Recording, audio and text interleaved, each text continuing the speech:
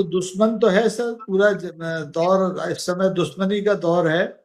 और इस समय जो प्रतिष्ठा दांव पर लगी है वो सरकार की प्रतिष्ठा नहीं है, वो तो सरकार की प्रतिष्ठा तो मिट्टी में मिल ही चुकी है वोट चोरी के आरोप के बाद।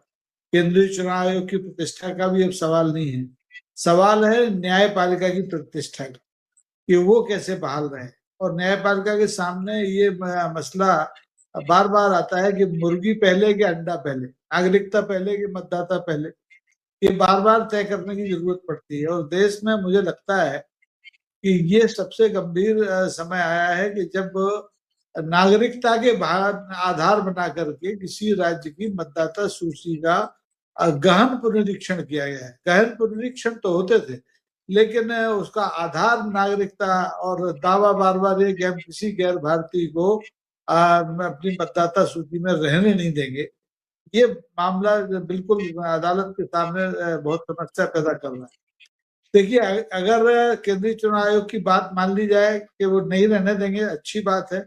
लेकिन क्या हिंदुस्तान में अभी ऐसी कोई व्यवस्था है केंद्रीय चुनाव आयोग के पास या अदालत के पास कि वो अपनी नागरिकता साबित कर दे? कोई नागरिकता का प्रमाण पत्र, कोई आधार कार्ड जैसा सर्टिफिकेट, ऐसा कुछ है नहीं। मेरे ख्याल से माननीय न्यायाधीशों के पास भी ये नहीं होगा।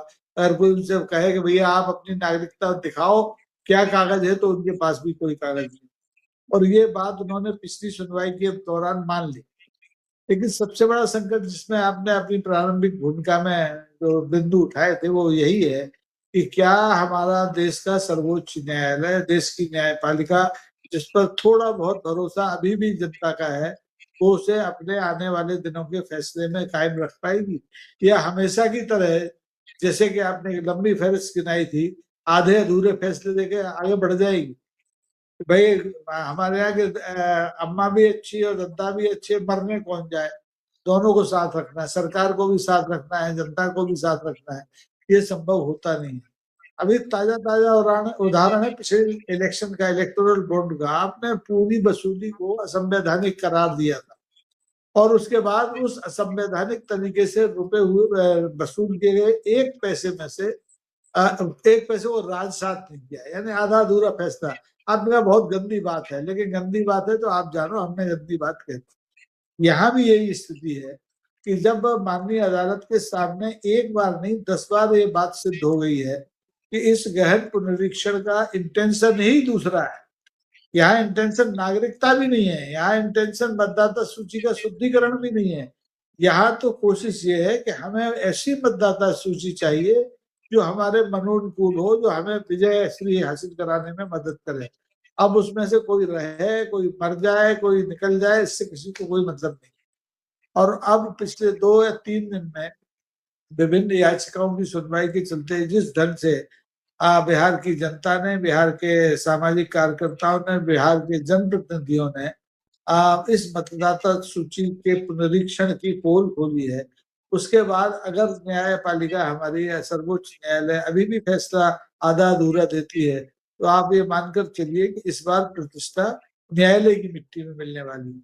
बाकी संस्थाओं की तो मिली गई, संवैधानिक संस्था यही एक बची है जिसकी अभी भी प्रतिष्ठा है। लोग भरोसा करते हैं और बार बार जाके उनका दरवाजा खटखटाते हैं। तो अब गवाही साहब हो या कोई और हो, ये उनके लिए अग्नि परीक्षा है कि वो, उनके पास भी वक्त बहुत कम है मोदी जी की तरह। तो वो जाते जाते कम से कम जिस विक्रमादित्य के पत्थर पर बैठे हैं, उस पत्थर पर बैठ के न्याय करें, पूरा न्याय करें। निर्देशों से काम नहीं चलेगा, क्योंकि केंद्रीय चुनाव आयोग जिस ढंग से माननीय न्यायालय के निर्देशों का या मशवरों का मजाक उड़ा रहा है, उसे देखते हुए तो ये लगता है कि इस समय सबक सिखाने की जरूरत है केंद्रीय चुनाव आयोग को, कि आप संवैधानिक संस्था हैं, लेकिन आप न संसद के ऊपर हैं और न माननीय न्यायालय के ऊपर हैं। संविधान की समीक्षा करने का, संविधान की विवेचना करने का, व्याख्या करने का अधिकार न तो केंद्रीय चुनाव आयोग के पास है और न ही हमारी सरकार के पास है। वो केवल और केवल देश की सर्वोच्च न्यायालय के पास है। और आप उसके निर्देशों को, मशवरों को, सलाहों को ताक पर रख के अपनी गति से चले चले आ रहे हैं। ये बहुत दुर्भाग्यपूर्ण है। तो मुझे लगता है कि आपका चैनल देख रहे होंगे अगर कोई माननीय न्यायाधीश, तो वो थोड़ा एहतियात बरतेंगे और इस बार पूरा पूरा एक स्पष्ट फैसला इस SIR पर सुनाएंगे। और अगर नहीं सुनाएंगे तो आप ये मानकर चलिए कि इस देश में एक नए तरह का जो गृह युद्ध है वो शुरू होगा कि मैं नागरिक तो नागरिक नहीं। और इस नागरिकता के लफड़े में फिर आप देखेंगे कि ऊंट भी पहाड़ के नीचे आएगा, और हमारा ऊंट इस समय देश का सर्वोच्च न्यायालय है। जी।